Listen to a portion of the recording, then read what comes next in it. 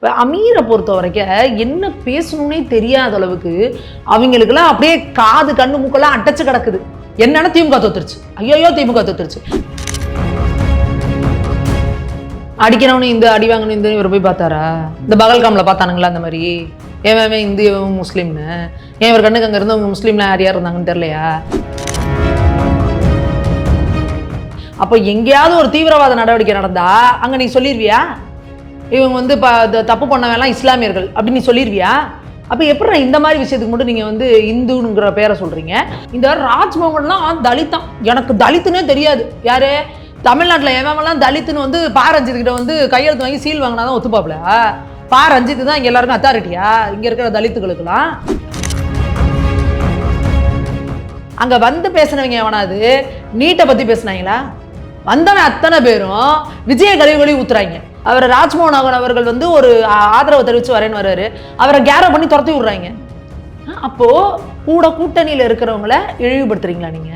அப்போ கூட்டணியில் இருக்கீங்களா இல்லையா? அப்போ உங்களோட ஐடியாலஜி என்ன? அப்போ உங்களை யார் பின்னாடி இருந்து இயக்கிறது? நேத்து கூட நான் ஜனநாயகன் பார்த்துட்டு தான் இப்போ வரேனுச்சு, முடிஞ்சு போச்சு. கரமுறை கரமுறை கரமுறை கத்துறாங்க, ஜோக்கர் ஜோக்கர் ஜோக்கர்னு. அப்ப ஜனநாயகன் பார்த்துட்டு வந்தா ஜோக்கரு, வெற்றிமாறன் படம் பார்த்துட்டு வந்தா கிங் மேக்கரா? விஜய் அவர்களோட வெற்றி அப்படிங்கிறது சினி ஃபீல்டில் இருக்க எல்லாருக்கும் ஒரு ஆசையை உண்டு இருந்துச்சு. விஜயே வந்துட்டாரு, நம்மளும் வரலாம்ப்பா, பாப்பா நம்மளும் நாளை சிஎம்பா அப்படிங்கிற ஒரு இதை வந்திருக்கு. அதுதான் ஜனநாயகத்தோட ஒரு அழகும் கூட. முதல்ல பாடுறது எதை பாடுறோம்? பாகிஸ்தான் பாட்டையா பாடுறோம் இல்லை அமெரிக்கா பாட்டை பாடுறோமா? இந்தியாக்கான பாட்டை தானங்க பாடுறோம். முதல்ல இந்திய தாயை வணங்குறோம், அதுக்கப்புறம் தேசிய கீதத்தை பாடுறோம், அதுக்கப்புறம் தமிழ் தாய் வார்த்தை பாடுறோம். இதுல என்ன உங்களுக்கு அவமானம் வந்துருச்சு? சொல்லும் பொழுது மட்டும் நாங்கள் மத்திய அரசோடு இணக்கமான போக்கை தான் கடைபிடிப்போம், தேவையில்லாத விஷயத்துக்குள்ள சச்சரவு வச்சுக்க மாட்டோம்னு சொல்லிட்டு நான் பேசாம கம்முன்னு இப்படி இருப்பேன், நீங்களாம் குதிக்கிறா நல்லா ஆடுங்க, நான் எதுவுமே கண்டுக்க மாட்டேன் அப்படின்னா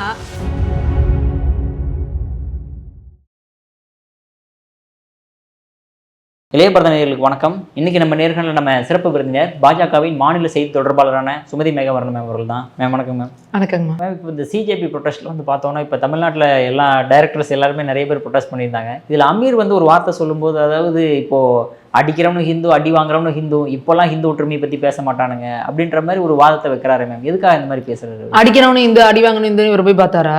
இந்த பகல்காமில் பார்த்தானுங்களா? அந்த மாதிரி ஏன் இந்து முஸ்லீம்னு ஏன் இவர் கண்ணுக்கு அங்கே இருந்து முஸ்லீம்ல யார் யார் இருந்தாங்கன்னு தெரியலையா?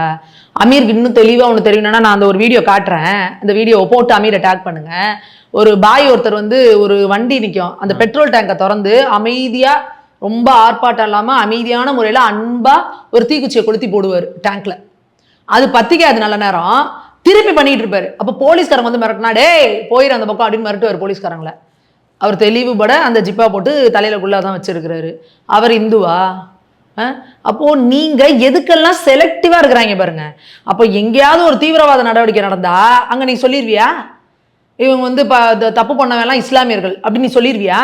அப்போ எப்படி இந்த மாதிரி விஷயத்துக்கு மட்டும் நீங்கள் இந்துங்கிற பேரை சொல்கிறீங்க?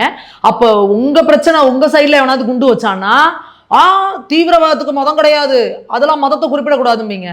அதே இந்த மாதிரி கலெக்டிவாக ஒரு பீப்புள் உட்காந்து ஒரு போராட்டம் பண்ணுறாங்கன்னா அவன்லாம் யார் பெரும்பான்மையாக இருக்கானோ அந்த மதத்து பேரை சொல்லுவீங்க. இப்போ நீ எதுக்கு யார் இந்து உன்ட்ட கேட்டாங்களா? அதில் எத்தனை பேர் இந்து, எத்தனை பேர் முஸ்லீமு, எத்தனை பேர் கிறிஸ்டின்? நீ போய் பார்த்தியா? அதில் எத்தனை பேர் குல்லாவோட வந்திருந்தாங்க? பெண்களில் எத்தனை பேர் அந்த ஃபுர்காவோட வந்திருந்தாங்க? நீ பார்த்தியா? நீங்கள் நம்ம வீடியோவில் பார்க்குறோம்ல, எத்தனை பெண்கள் அந்த இதை போட்டுட்டு அந்த இஜாபாத்துக்கு பேர் அந்த இதில் தலையில் கட்டிட்டு அதோட தானே வந்திருக்காங்க. எத்தனை ஆண்கள் குல்லாவோட இருந்தாங்க? அதெல்லாம் அமீர் கண்ணுக்கு தெரியலையா? இப்போ அமீரை பொறுத்த வரைக்கும் என்ன பேசணும்னே தெரியாத அளவுக்கு அவங்களுக்குலாம் அப்படியே காது கண்ணு மூக்கெல்லாம் அடைச்சு கிடக்குது. என்னன்னா திமுக தோத்துருச்சு, ஐயோ திமுக தோத்துருச்சு. போன 5 வருஷம் இவங்களெல்லாம் எங்கேயாவது பார்த்தீங்களா? எல்லாம் கோமால கிடந்தானுங்க. இப்போ எல்லாம் கண்ணு முடிச்சு எந்திரிச்சு குய்யோ முறையோட வாயிலை வைத்தியில் அடிச்சுக்கிறாங்க. அடுத்து இந்த ரஞ்சித்து தலித் அமைச்சர்களை போட்டுட்டாங்களாம். இந்த ராஜ்மோகன்லாம் தலித்தான், எனக்கு தலித்துன்னே தெரியாது. யாரு தமிழ்நாட்டில் எவன்லாம் தலித்துன்னு ரஞ்சித்துக்கிட்ட கையெழுத்து வாங்கி சீல் வாங்கினா தான் ஒத்துப்பாப்ல. ரஞ்சித்து தான் இங்கே எல்லாருக்கும் அத்தாரிட்டியா இங்கே இருக்கிற தலித்துகளுக்கெல்லாம்? அப்போ என்ன திமிரு? அவர் ராஜ்மோகன் தலித்துன்னே அவருக்கு தெரியாது. அடுத்து வன்னியரசு தோழர் மட்டும்தான் அப்படியே அப்படியே தலித்துகளுக்காக வேலை செய்கிறான். என்ன வேலை செய்கிறாரு? இப்படி இந்துக்களுக்கு எதிராக பேசிக்கிட்டு வெறுப்பை பரப்பிக்கிட்டு இந்த வேலையை கரெக்டாக வன்னியரசு தோழர் மட்டும் பண்ணுறாரு. அதனால உங்களுக்கு அப்படியே ஆனந்தமாக இருக்குது. அங்கே பேசினவங்க எவனாது நீட்டை பற்றி பேசினாங்களா? வந்தவன் அத்தனை பேரும் விஜய கழிவுகளி ஊத்துறாங்க. ஜனநாயக கழிவுகளி ஊத்துறாங்க. இது எங்க நடக்குது? இந்த கொடுமையை கேளுங்க. இது எங்க நடக்குது? அந்த கம்யூனிஸ்ட் ஆஃபீஸ், அந்த பாலன் இல்லம் இருக்கு பாருங்க, அங்க கீழே அந்த கார் பார்க்கிங்ல நடக்குது. அப்போ நீங்க கம்யூனிஸ்ட் யார் கூட கூட்டணியில் இருக்கேன்னு சொல்றீங்க? தாவேகா கூட இருக்கேன்றீங்க. அப்ப நீ யாருக்கு எதிராக இந்த போராட்டம் நடத்திட்டு இருக்க? தமிழ்நாடு அரசுக்கு எதிராக போராட்டம் நடத்திட்டு இருக்கிற. அவர் ராஜ்மோகன் அவர்கள் வந்து ஒரு ஆதரவு தெரிவிச்சு வரேன்னு வர்றாரு, அவரை கேரோ பண்ணி துரத்தி விடுறாங்க. அப்போ கூட கூட்டணியில இருக்கிறவங்கள இழிவுபடுத்துறீங்களா நீங்க? அப்ப கூட்டணியில இருக்கீங்களா இல்லையா? அப்போ உங்களோட ஐடியாலஜி என்ன? அப்போ உங்களை யார் பின்னாடி இருந்து இயக்குறது? அந்த ஜனம் ஷெட்டின்னு சொல்லிட்டு ஒரு லேடி, அந்த ஒரு நடிகை, அந்த அம்மா பேசுறப்ப அது தெளிவா, அந்த அம்மா செம்ம கிளவரா இவங்க எல்லாத்தையும் போட்டு வாங்குச்சு. அது தெளிவா கேட்குது. ஃபர்ஸ்ட் எடுத்தோன்னே, இங்க இருக்கிறவங்க எத்தனை பேர் மாணவர்கள்? பதில் இல்லை. எத்தனை பேர் நீட்டுக்கு ப்ரிப்பேர் பண்றீங்க? பதில் இல்லை. அதுக்கப்புறம் 2-3 கேள்வி கேட்டுச்சு. அதுல அந்த அம்மா புரிஞ்சுக்கிச்சு யாரோ சொல்லி. அதுக்கு அடுத்து ஒரு பாயிண்ட் சொல்லுது, நேத்து கூட நான் ஜனநாயகன் பார்த்துட்டு தான் இப்ப வரேனுச்சு. முடிஞ்சு போச்சு. கரமுறை கத்துறாங்க, ஜோக்கர் ஜோக்கர் ஜோக்கர்னு. அப்ப ஜனநாயகன் பார்த்துட்டு வந்தா ஜோக்கரு, வெற்றிமாறன் படம் பார்த்துட்டு வந்தா கிங் மேக்கரா? அமீரோட பருத்தி வீரன், பாரஞ்சித்தோட காலா, இதெல்லாம் பார்த்துட்டு வந்தா கிங் மேக்கரு, ஜனநாயகன் பார்த்துட்டு வந்தா ஜோக்கரா? ஏன் அங்கே உட்காந்துருக்க டைரக்டருங்கெல்லாம் சினிமாக்காரங்க தானே? இல்லை அப்படியே புரட்சியாளர்களா? இல்லை எல்லாம் சுதந்திர போராட்ட தியாகிகளா? இல்லை பெரிய சயின்டிஸ்டா? இஸ்ரோலேருந்து டைரக்டாக வந்துட்டாங்களா? இவங்களுக்கு படிப்புக்கு என்ன சம்மந்தம்? அமீரோட படிப்பு தகுதி என்ன? வெற்றிமாறனோட கல்வி தகுதி என்ன? பாரஞ்சித்தோட கல்வி தகுதி என்ன? நீங்களாம் என்னத்துக்கு நீட்டு புரட்சிக்கு வந்து உட்காந்துருக்கீங்க நீட்டிக்கிட்டு? அந்த அம்மா ஜனநாயகனை பார்த்துட்டு வந்துட்டேன்னு சொன்ன உடனே கர்றமுறைன்னு கத்தி அந்த அம்மா கையிலேருந்து மைக்க பிடுங்குறானுங்க. அப்போ ஃபர்ஸ்ட் ரோல தான் உட்காந்துருக்காங்க. அப்போ நீங்கள் என்ன சொல்லணும்? வா, கருத்து சுதந்திரம். ஒரு லேடி பேசுகிறாங்க, எதுக்கு பிடுங்குறீங்க? சொல்லணும்ல, சொல்லலை, அமைதியாக வேடிக்கை பார்த்துட்டு இருக்காங்க. அப்போ உங்கள் மனசுக்குள்ளேயே என்ன வன்மம் இருக்குது? உங்களுக்கு என்ன தேவைன்னா, நீங்கள் எல்லாம் திமுக தூண்டி விட்டு இங்கே வந்திருக்கீங்க. வந்து இந்த நீட்டு சாக்க வச்சு இங்கே ஒரு பெரிய ஒரு போராட்டத்தை மாதிரி, அதாவது ஜல்லிக்கட்டு மாதிரி இங்கே ஒரு புரட்சியை உண்டு பண்ணி, ஒரு பிரச்சனையை உண்டு பண்ணி ஆட்சியை கவுத்து விட்டுறணும். அதுக்கான வேலைகளை நீங்கள் பார்க்குறீங்க. அப்போது விஜய் அவர்கள் தெளிவாக இருக்கணும். உங்கள் கூடவே வச்சுருக்கிறாங்க, கூடவே சுத்திரிய செவ்வாழை அப்படிங்கிற மாதிரி உங்கள் கூடவே ஏழ்றைகளை அனுப்பி விட்ருக்காங்க இந்த விசிகாவை, இந்த கம்யூனிஸ்ட் இவங்களெல்லாம். அப்போ நீங்கள் அடுத்து இப்போ IUML இவங்க எல்லாருமே இப்போ யார் பெரிய லெவலில் பிரச்சனை பண்ணிட்டு இருக்காங்க பாருங்க, அந்த SFI இவங்க எல்லாமே தான், அந்த SDPI இவங்க எல்லாம் தான் பிரச்சனையை பண்ணிட்டு இருக்கிறாங்க, ஸ்டூடெண்ட்ஸ் இது எல்லாமே. அப்போது நீங்கள் இது இங்கே தமிழ்நாட்டில் அங்கே CJP ஒரு கோரிக்கையை வச்சாங்க, அது சரியாயிடுச்சு, மத்திய அரசு ஏற்றுக்கிட்டாங்க, அங்கே அமைச்சர்கள் வந்து பேசினாங்க, அவங்க வாபஸ் வாங்கிட்டாங்க. அவங்க வாபஸ் வாங்கினாலும் நான் இங்கே உட்காந்துருப்பேன், நான் இங்கே போராட்டம் பண்ணுவேன் அப்படின்னா இதனால யாருக்கு குடைச்சல் அதிகமாகும்? தமிழ்நாடு அரசுக்கு தானே பிரச்சனை ஆகும். இதனால விஜய் அவர்களுக்கு தானே பிரச்சனை ஆகும். ஏற்கனவே இங்கே வந்து கடன் ரொம்ப அதிகமாக இருக்குது, தொழில் முதலீட்டாளர்கள் வரமாட்டேங்கிறாங்க தமிழ்நாட்டுக்கு. ஏன்னா போன 5 ஆண்டு திமுக ஆண்ட கேவலமான ஆட்சியால் தொழில் முதலீட்டாளர்களே வரல, முதலீடுகளே உள்ளே வரல. அதனால தமிழ்நாட்டோட இன்கமே குறைஞ்சு போச்சு அப்படின்றத பார்த்தோம். நீங்கள் திரும்ப இதே மாதிரி போராட்டம் உட்காந்துருந்தீங்கன்னா எப்படி வந்து முதலீட்டாளர்கள் நம்பி இங்கே வந்து பிஸ்னஸ் ஆரம்பிக்க வருவாங்க? இதில் இன்னும் எவ்வளோ பிரச்சனை இருக்குது. அப்போ அடுத்து விஜய் அவர்களோட ஆட்சிக்கு மேலே ஒரு நம்பிக்கை இல்லாத ஒன்று வருமா இல்லையா? இவரை நம்பி ஓட்டு போட்டால் எங்கே பார்த்தாலும் ஆளாளுக்கு அவன் புரட்சி பண்ணிட்டு இருக்கான், போராட்டம் பண்ணிட்டு இருக்கான், இவரால் ஒன்றும் கண்ட்ரோல் பண்ண முடியல. இதெல்லாம் உருவாக்குறது யாரு? விஜய் கூட கூட்டணியிலேயே உட்காந்துக்கிட்டு, அவரோட அமைச்சரவையிலே உட்காந்துக்கிட்டு எல்லா பதவியை அனுபவிச்சுட்டு இருக்கவங்க. அப்போ விஜய் அவர்கள் முடிச்சுக்கிட்டு இந்த கூட்டத்தெல்லாம் அடித்து துரத்தி விடணும். அப்போ தான் வந்து தெளிவாக வந்து என்ன பண்ண முடியுமோ அவரால் பண்ண முடியும். இல்லைன்னா கூடவே இருந்து இவங்க குடைச்சலை கொடுத்துக்கிட்டே தான் இருப்பாங்க. ஓகே மேம், திடீர்னு இத்தனை நாள் வந்து தனுஷ் அவர்கள் வந்து இந்த அளவுக்கு பேசி பார்த்துருக்க மாட்டோம். ஏன் திடீர்னு இந்த மாதிரி வந்து பேசுறது? ஏதாவது அரசியல் நோக்கத்தோடு வராரா? விஜய் எதிர்க்கிறதுக்கான ஏதாவது பின்னாடி இருந்த யாராவது உந்து சக்தி இருக்குதான்னு மேம் தெரியலப்பா. அதாவது விஜய் அவர்களோட வெற்றி அப்படிங்கிறது வந்து சினி ஃபீல்டில் இருக்க எல்லாருக்கும் ஒரு ஆசையை உண்டு பண்ணிருச்சு. இந்த பக்கம் ராகவா லாரன்ஸ் கிளம்புறாரு, இந்த பக்கம் தனுஷ் வர்றாரு, எல்லாருக்கும் என்ன விஜயே வந்துட்டாரு, நம்மளும் வரலாம்ப்பா, பாப்பா நம்மளும் நாளை சிஎம்பா அப்படிங்கிற ஒரு இதை வந்திருக்கு. அதுதான் ஜனநாயகத்தோட ஒரு அழகும் கூட. ஒரு ஜனநாயக நாட்டில் யார் வேணால் கட்சி ஆரம்பிக்கலாம், யார் வேணால் மக்களை போய் சந்திக்கலாம். மக்கள் யாருக்கு நம்பிக்கை இருக்குது, இவங்க வந்தால் நம்ம நாடு நல்லா இருக்கும் அப்படின்னு நினைக்கிறாங்களோ அவங்களுக்கு ஓட்டு போட போகிறாங்க. இது அவங்களோட ஒரு இது. அதனால் அது அவர் என்ன பண்ண போகிறாரு அண்ணான்றதை நம்ம பொறுத்து இருந்து தான் பார்க்கணும். யார் அவரை பின்னாடிலேருந்து இயக்கிறா, இல்லை ஒருவேளை அவருக்குள்ளேயே அந்த மாதிரி ஒரு பிளான் இருந்ததா? அதனால் அவர் வந்து கட்சி, ஏன்னா அவங்களோட மாமனாருக்கே எப்போவுமே அவர் ரஜினிகாந்த் அவர்களே கட்சியை ஆரம்பிக்கணும் நம்ம 96லேருந்து சொல்லி இது பண்ணி அதுக்கப்புறம் இப்போவும் சொன்னார். அதுக்கப்புறம் அவரோட உடல்நிலை சரியில்லை, அதனால் அந்த பிளானை ட்ராப் பண்ணார். மேபி அதை இவர் கேரி ஃபார்வர்ட் பண்ணி இவர் அதை எடுத்து வந்து பண்ண போகிறாரான்றதை இனிமேல் பார்த்தா தான் தெரியும். ஓகே மேம், நேற்று வந்து அப்துல் கலாமுடைய நினைவு தினத்தன்று அண்ணாமலை அவர்கள் போகிறாரு. அவர் வந்து இந்த குல்லா வச்சு அந்த மாதிரி ஒரு விஷயத்தை கட்சிப் தான் கட்டியிருக்காரு மேம். இருந்தாலுமே வந்து பாஜகவினர் வேறு அவங்க அவர் மேலே ஏன் அந்தளவுக்கு வன்மத்தை கக்குறாங்க? இல்லை, இது ஒரு விஷயம். ஃபஸ்ட்டு அவர் வந்து பாஜகலேருந்து வெளியே போயிட்டார். இனி அவர் இப்படி தான் செய்யணும் அப்படி தான் செய்யணும் அப்படின்னு சொல்கிறதுக்கு நமக்கு எந்த இதுவுமே கிடையாது. இன்னொரு விஷயம், ஏன் பாஜக வந்து கேட்குறாங்க அப்படின்னா, இப்போ நம்ம திமுகவில் ஸ்டாலின் இருக்காருன்னு வச்சுக்கோங்க. ஸ்டாலின் வந்து போன ஆட்சியில், இப்போ நம்ம உதயநிதியை சொன்னோம் இல்லையா, இப்போ போன ஆட்சியில் நீங்கள் எப்படி கைது பண்ணீங்க, இந்த ஆட்சியில் நீங்களே சர்வாதிகாரம்ன்றீங்க. இதை கேட்குறோம்ல. போன ஆட்சியில் விஜய் அவர்களே வந்து நீட்டை எப்படிங்க நீக்க முடியாதுன்னு தெரிஞ்சுக்கிட்டே எப்படி போய் சொன்னாங்க பாருங்கன்னு மேடையில் பேசினாரு. ஆனால் இந்த தடவை வாக்குறுதியில் நான் நீட்டை நீக்குவேன்றாரு. அப்போ நாங்கள் எப்படி ஏங்க எதுக்குங்க அப்போ ஒன்று பேசுகிறீங்க இப்போ ஒன்று பேசுகிறீங்கன்றதை நாங்கள் சொல்கிறோம். அப்போ அதே போல் அண்ணாமலை அவர்களும் ஸ்மிதா பிரகாஷ் அப்படிங்கிறவங்களோட ஒரு பாட்காஸ்ட்டில் அவர் பேசுகிறாரு. அப்போ அவர் என்ன சொல்கிறார் அப்படின்னா, மேம் நான் வந்து ஒரு கிறிஸ்டியனோட ஃபங்க்ஷனுக்கு போனாலோ இல்லை இஸ்லாமிகள் ஃபங்க்ஷன் போனாலோ அவங்க இஸ்லாமியர்கள் வந்து ஒரு குல்லா கொடுத்தாங்கன்னா அதை வாங்கி நான் போட மாட்டேன். சரி, இப்போ நான் விபூதி வச்சுருக்கேன், விபூதி வச்சுக்கிட்டு அந்த குல்லாவை வாங்கி நான் போட்டேன் அப்படின்னா நான் வந்து அவங்களே நான் அவமானப்படுத்துகிற மாதிரி தான் அது. நான் ஒரு 10 நிமிஷம் ஒரு ஃபோட்டோக்காக நான் அதை பண்ணுறதுனால நான் ஒன்றும் அவங்களுக்கு ஒன்றும் பெரிய இது பண்ணிடல. அப்போ அவங்களோட மதத்தை அதை இழிவுபடுத்துகிற மாதிரி தான் ஆகுது அப்படின்னு அவர் பேசியிருக்காரு. ஸோ அப்போ அதுக்கு நாங்களாம் பயங்கரமாக நாங்கள் வந்து அவரை வந்து இது பண்ணோம். அது பெரிய லெவலில் நாங்கள் வந்து எங்களுக்கு உண்மையாலுமே ரொம்ப சந்தோஷமாக இருந்துச்சு. ஓகே, இப்படி ஒரு விஷனரியாக இருக்கிறாரு ஒரு யங்ஸ்டராக இருந்து கூட அப்படின்னு. ஆனால் இந்த தடவை அவர் போகும்பொழுது அப்துல் கலாம் ஐயா அதுக்கு போகும்பொழுது அந்த போல் ஒரு இதை கட்டியிருக்காரு அப்படின்னும் பொழுது எல்லாரும் அதை போட்டு கேட்குறாங்க, ஏங்க நீங்கள் அப்பா அப்படி சொன்னீங்களே இப்போ ஏன் இப்படி பண்ணியிருக்கீங்க அப்படின்னு கேட்டால் அவர் முன்னாடியே தெளிவுபட அதுக்கான பதிலை சொல்லிட்டார். சரி, எனக்கு வந்து சிறுபான்மையினருக்கும் எனக்கும் ஒரு கேப் இருக்க மாதிரி நான் ஃபீல் பண்ணுறேன். ஸோ அந்த கேப்பை நான் ஃபில் பண்ணணும் அப்படின்னு நினைக்கிறாரு. ஸோ அப்போ அந்த கேப்பை நோக்கி அவர் போயிட்டுருக்கிறாரு. அப்போ அது அவரோட தனிப்பட்ட விவகாரம், அதை நம்ம பேசுறதுக்கு ஒன்றும் இல்லை. ஆனால் பாஜகவில் இருக்கிறவங்களுக்கும் சரி, அங்கே அவரை நம்பி பாஜகலேருந்து போனவங்களுக்கும் இது ஒரு பெரிய ஏமாற்றத்தை கொடுத்துருக்கு. நிறைய பேர் அவர் அது மாதிரி செஞ்சதுக்கப்புறம் நான் வந்து வீத லீடர்ஸ்லேருந்து விலகிறேன், நான் திரும்ப பாஜகவுக்கே வரேன்னு வந்து நிறைய பேர் போஸ்ட் போட்டுட்ருக்குறாங்க. எது எப்படி இருந்தாலும் சரி, அது அவரோட தனிப்பட்ட விருப்பம், அவரோட ஐடியாலஜி அது. ஏன்னா ஒரு கட்சி ஆரம்பிக்க போகிறாரு அப்படின்னா அதுக்கு என்ன கொள்கை சித்தாந்தம் என்ன பண்ண போகிறோன்றதை அவர் தான் டிசைட் பண்ணணும். அவர் என்ன சொல்லணும்னா நம்ம இங்கே உட்காந்துட்டு சொல்லிட்டு இருக்கக்கூடாது. ஆனால் இங்கே இருக்கிறவங்க சொல்கிறது எதனால் அப்படின்னா, சார் அப்போ சொன்னீங்கல்ல அப்படி ஏங்க இப்போ இப்படி பண்ணீங்க அப்படின்றத கேட்குறாங்க. ஏன்னா நிர்மல்குமார் அவர்களே இருக்கார் பாருங்க, இந்த ஆளுநர் மாளிகையில் வந்து திருவள்ளுவர் தினம் கொண்டாடினப்போ வள்ளுவருக்கு இந்த காவி ட்ரெஸ்ஸை போட்டு இது பண்ணலாமான்னு சொல்லி கண்டனத்தை தெரிவிச்சார்.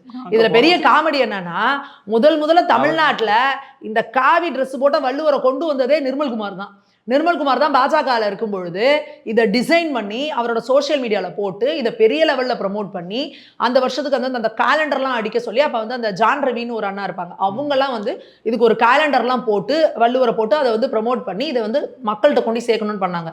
ஸோ இவ்வளோ வேலையை நீங்கள் பண்ணிட்டு இப்போ நீங்கள் தாவேக்களை வந்து உட்காந்துக்கிட்டு இது நான் என்ன சொல்கிறேன், இதுக்கு நீங்கள் கருத்து சொல்லணும்னு அவசியம் இல்லை, இதை நீங்கள் கடந்து போயிருக்கலாம். வந்து நின்று வம்படியா ப்ரெஸ்ஸை கூப்பிட்டு இது வந்து அயோக்கியத்தனம், வள்ளுவருக்கு காவி சாயம் பூசுறாங்கன்னா, ஐயோ அந்த ட்ரெஸ்ஸை போட்டதே நீங்கள் தானேயா, அதை டிசைன் பண்ணதே நீங்கள் தானே. அப்போ நாங்கள் கேட்குறோம்ல, என்னென்ன நீங்கள் அங்கே இருந்தப்போ நீங்கள் தானே டிசைன் பண்ணீங்க, அதை பண்ணிவிட்டு இப்போ வந்து என்னென்ன நீங்கள் வந்து இந்த மாதிரி பேசுகிறீங்க அப்படின்னு கேட்குறோம்ல. ஸோ அப்போ அது காழ்ப்புணர்ச்சியாக அவங்க மேலே இருக்க. அப்போ நம்மளோட ஒரு இதில் கேட்குறோம், ஏங்க நீங்கள் அப்போ அப்படி சொன்னீங்களே. அதே போல் இப்போ அண்ணாமலை அவர்களே கேட்குறோம். ஆனால் அதே நேரம் வந்து சமூக வலைதளங்களில் வந்து அண்ணாமலை அவர்கள் மேலே ஒரு தனிப்பட்ட காழ்ப்புணர்ச்சியிலையோ வெறுப்புலையோ சில பேர் வந்து ரொம்ப பர்சனலாக பேசுகிறதாகட்டும், அவர் வந்து தனிப்பட்ட முறையில் அவர் அட்டாக் பண்ணுறது, ஒரு குடும்பத்தில் இருக்க அட்டாக் பண்ணுறதெல்லாம் பண்ணுறாங்க அப்படின்னா அது உண்மையாலுமே ரொம்ப வன்மையாக கண்டிக்கத்தக்கது, ரொம்ப அருவருப்பானதும் கூட. எந்த ஒரு அரசியலுமே சரி, பொதுவெளியில் அரசியலில் இருக்கிறவங்களே முதல்ல பெண்களை பேசக்கூடாது அப்படிங்கும்பொழுது அரசியலுக்கே வராது அவங்க வீட்டு பெண்களை எழுத்தியம் பேசணும். இது எவ்வளோ அநாகரிகத்தோட உச்சம். அதை ஏன் அவங்க செய்கிறாங்க, அதையும் பொதுவெளியில் வந்து செய்கிறாங்க அப்படிங்கும்பொழுது இது எப்படி நான் பொதுவெளியில் வந்து நான் வந்து ஒரு இதை நான் அசிங்கத்தை செய்வேன், அது எனக்கு பெருமை அப்படின்னு நினைக்கிறது வந்து என்ன மாதிரியான ஒரு மனநிலை அப்படின்றதே புரியல. அதை வந்து நாங்கள் உண்மையாலுமே வன்மையாக கண்டிக்கிறோம். அதை நாங்கள் எந்த இடத்துலையும் ஏற்றுக்கல. அண்ணாமலை அவர்கள் பாஜகலேருந்து வெளியே போயிட்டார். இனி அவருக்கான கொள்கை சித்தாந்தம் என்ன செய்ய போகிறாரோ அவர் அதை செஞ்சுட்டு போயிட்டே இருக்கட்டும். அதற்கான நல்லதையும் அவர் தான் அனுபவிக்க போகிறாரு, கெட்டதையும் அவர் தான் அனுபவிக்க போகிறாரு. ஏன்னா அவருக்கு தெரியாமல் இல்லை, நமக்கு பின்னாடி வந்திருக்க பெரும் கூட்டம் வந்து பாஜகலேருந்து வந்திருக்காங்க. ஸோ நம்ம இப்படிலாம் பேசணும்னா இதுக்கையும் தாண்டி எவ்வளோ பேர் நிற்கிறாங்களோ நம்ம கூட நிற்கட்டும், போகிறவங்க போட்டுன்றது அவருக்கு தெரியாமல் இருக்காது. ஏன்னா அவர் எவ்வளோ கால்குலேட் பண்ணுவாருன்னு தெரியும். ஸோ அப்போ அதுக்கான பிளான் அவர்கிட்ட என்ன இருக்கோ அதை அவர் தான் செய்யணும். Okay ma'am. அதே மாதிரி இப்போ ஆளுநர் கலந்துக்கிட்ட அந்த விழாவில் வந்து ஃபஸ்ட்டு ஏன் வந்தே மாதரத்தை போட்டு எங்களோட கடவுள் வாழ்ந்த கடைசியாக போட்டீங்க அப்படின்ற மாதிரி ஒரு கொந்தளிப்பு ஏற்படுது. இதனால் மேம் அதாவது இவங்களுக்கு என்ன பிரச்சனைனா, கிடக்கட்டும் அந்த கிளவியை தூக்கி மனையில் வை அப்படிங்கிற மாதிரி இங்கே ஊர்பட்ட பிரச்சனை போயிட்டு இருக்குது.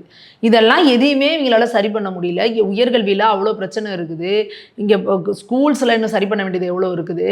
இதெல்லாம் பண்ணுறதை விட்டுட்டு தெளிவுபட வந்து உள்துறை அமைச்சகத்துலேருந்து உங்களுக்கு லெட்டர் வந்துருச்சு.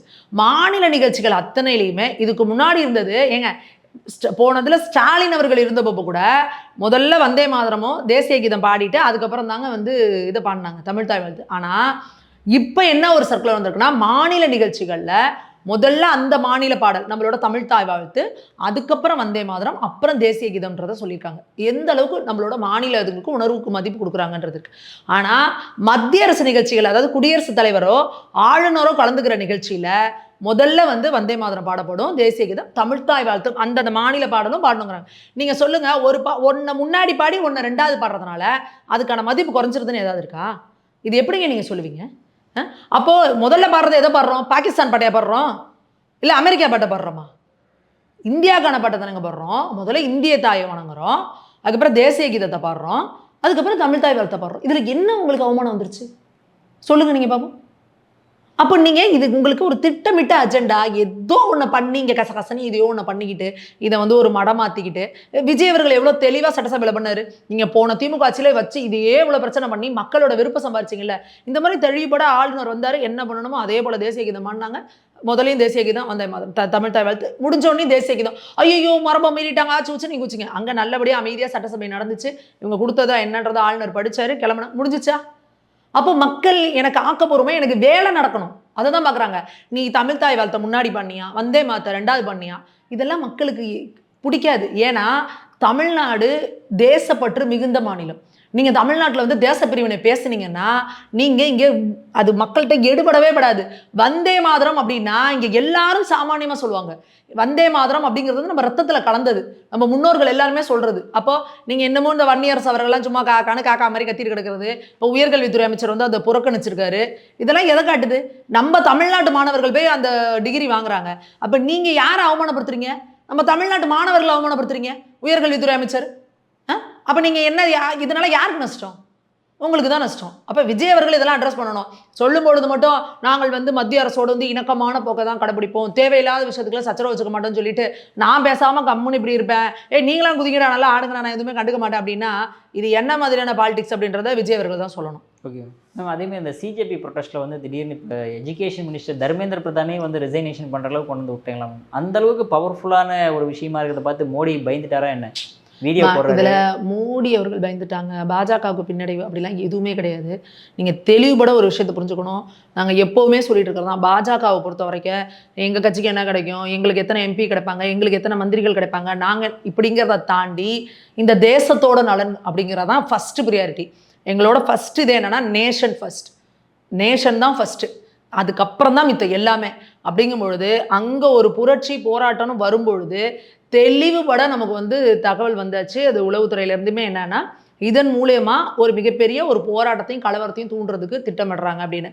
நீங்கள் ஆரம்பத்திலேயே அந்த இதுக்கு நிகழ்ச்சிக்கு தர முடியாது, உத்தரவு அதை அனுமதி தர முடியாதுன்னு தடுத்துருக்கலாமே நிறைய பேர் கேட்குறாங்க. அப்படி தடுத்திருந்தா என்ன இருக்கும்?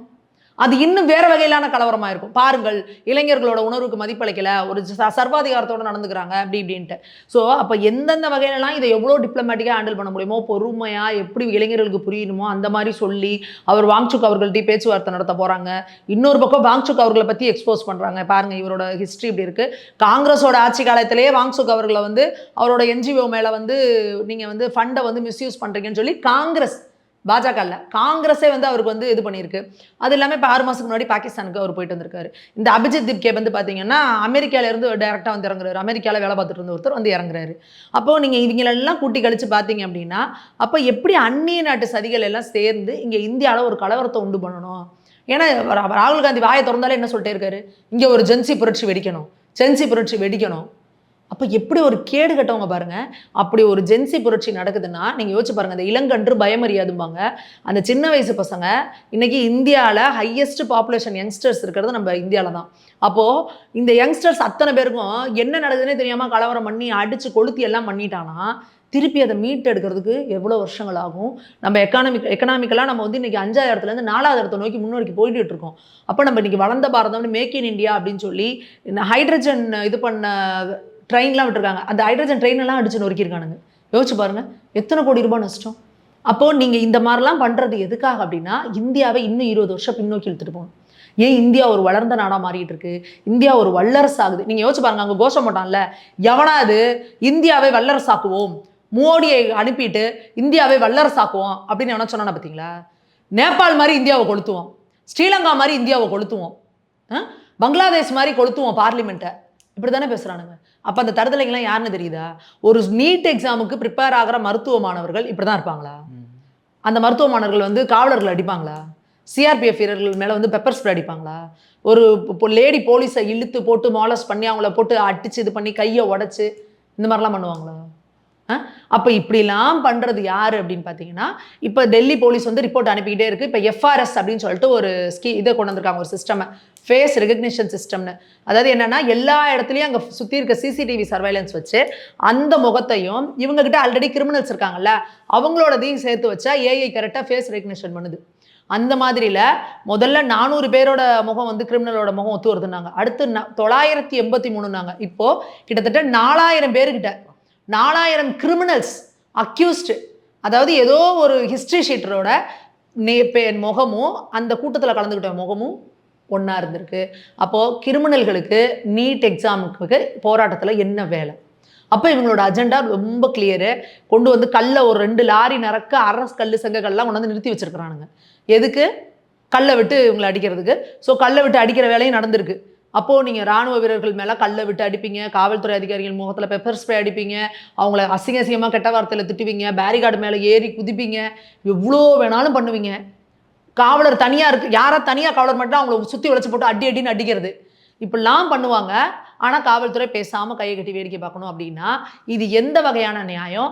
நம்ம வீட்டில் யாராவது ஒருத்தவங்க காவல்துறையில் இருந்தால் நம்ம இந்த நியாயத்தை சொல்லுவோமா? நம்ம அண்ணனோ தம்பியோ நம்ம பிள்ளையோ நம்ம சித்தப்பனோ பெரியப்பனோ அங்கே காவல்துறை அதிகாரியாக இருக்காரு, சிஆர்பிஎஃப் வீரராக நிற்கிறாரு அப்படின்னா அவரை தாக்குறத நம்ம வந்து சரின்னு சொல்லுவோமா? நீ மாணவர்கள்னா அமைதியான முறையில் போராடு, உன்னை யாரும் எதுவும் சொல்ல. அப்போ நீ போய் ஏன் காவல்துறை அதிகாரிகளை தாக்குற, ஏன் சிஆர்பிஎஃப் வீரர்களை தாக்குற? அப்போ இதுக்கெல்லாம் பின்னாடி யார் காரணம் அப்படின்னா இதுக்கு நிறைய அந்நிய நாட்டு சதி இருக்குது. அங்கே வந்திருந்த ஃபுட் டெலிவரி ஆர்டரில் யார் கொண்டு வந்து அனுப்புனான்னு கேட்டால் பங்களாதேஷ்லேருந்து ஃபுட் ஆர்டர் பண்ணுறாங்க, கத்தார்லேருந்து ஃபுட் ஆர்டர் பண்ணியிருக்காங்க, துபாயிலேருந்து ஃபுட் ஆர்டர் பண்ணியிருக்காங்க. அப்போது இது எங்கே நடக்குது, என்ன பண்ணிக்கிட்டு இருக்கிறாங்க அப்படின்றது. அதே மாதிரி அங்கே ஒரு போராட்டம் மாதிரி இல்லை, காலையிலேருந்து நைட்டு வரைக்கும் 24 மணி நேரமும் பீஸா, பர்கரு, சமோசா, டீ, ஸ்நாக்ஸுன்னு சப்ளை ஆனமணியமாக இருக்குது.